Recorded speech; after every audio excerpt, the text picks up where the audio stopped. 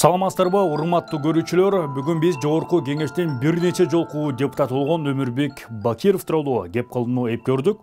Андыктан бизден алыстабаңыздар, кызыктын баары алдыда. Мисалы кылсак, Баневский. Мисалы үчүн Хуйман дегени бар. Мына ошол клиптерди мен өзүм көрүп атам. Булардын фондусунда клиптердин баарын ревизия кылабыз. Өмүрбек Бакиров 1978-жылы Ош облусунун Араван районундагы Тоо Моюн айылында туулган.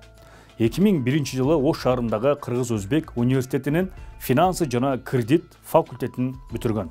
Эмгек жолун 2001 жылы жеке ишкер катары баштаган. 2008-2010 жылдары Гарант акционердик коомунун директору болгон. Ал эми 2011 жылы 21 июлдан жогорку кеңештин төрагасынын кеңешчиси болуп иштеген. 2011 жылдын 29 сентябрында Ата Журт партиясынан жогорку кеңештин 5-чакырылышынын депутаты болгон. 2018 жылы Кыргыз Телеком акционердик коомунун башкармалыгынын төрагасынын кеңешчиси болуп кабыл алынып, ошол эле жылы 29 ноябрында өз каалоосу менен кызматтан кеткен. 2018 жылы кайрадан КЗП партиясына жогорку кеңештин 6-чакырылышынын депутаты болуп шайланган. 2021 жылдын ноябрь айында 4-Көкжар 1 мандаттуу шайлоо округу боюнча 7-чакырылыштагы жогорку кеңештин депутаты болду. Эми эл өкүлүнүн салык декларациясына көз чаптырсак, Политмер декларатор KG сайтынан алынган маалыматына ылайык, 2020 жылы Бакиров 644.085 сом тапкан.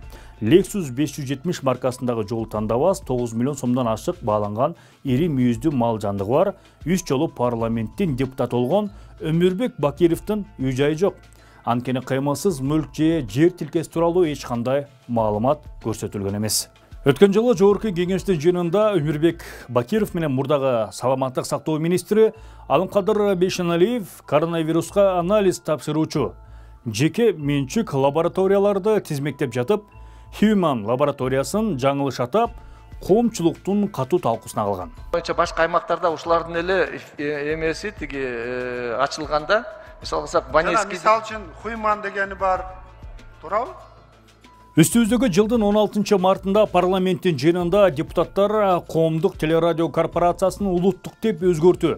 Ошондой эле байкоочу кеңешти жоюу маселесин карап жаткан маалда Өмүрбек Бакиров КТРКнын музыкалык каналында уяттуу клиптер көрсөтүлүп жатканын айтып, аргасыздан ал өзү дагы көргөнүн мойнуна алган. Мына ошол муз каналда обу жок, уят клиптерди көрсөтүп атасыздар.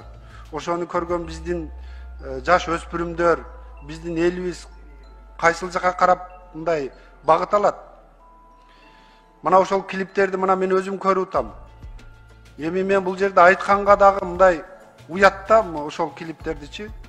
Мына ошону ким өткөрүп атат ошол жерден? Ким коюп атат, ким рухсат берип атат? КТРКнын директору Кайрат Иманалиев чындап эле музыкалык каналдын дарегине арыздар түшүп жатканын айтып, көркөм кеңеш барды клиптерди кайра карап жатат деген жообун узаткан. Бизде да ошол көрүүчүлөр тарабынан бир топ сунуштар түшүп, азыркы күндө көркөм кеңеш ушу келип түшкөн клиптердин бардыгын кайра башынан баштап толугу менен көрүп атат. Ошол булардын фондусунда клиптердин баарын ревизия кылабыз. Анан могул марттын 14-нөн баштап буларда сетка өзгөрүп атат. Азыр бул ар бир келген клип көркөм кеңештин кароосунан өтмөйүн эфирге коюлбайт.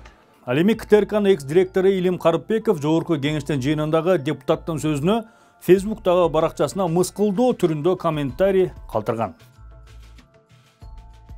Урматтуу көрүүчүлөр, бүгүн биз жогорку кеңештин 3 жолку депутаты Өмүрбек Бакиров тууралуу кеп кылдык. Анын декларациясын карап жатып, үй жайы жок экенине да күбө болдук. Сиздер менен Кайрат Кенжебаев болду. Саламатта калыңыздар.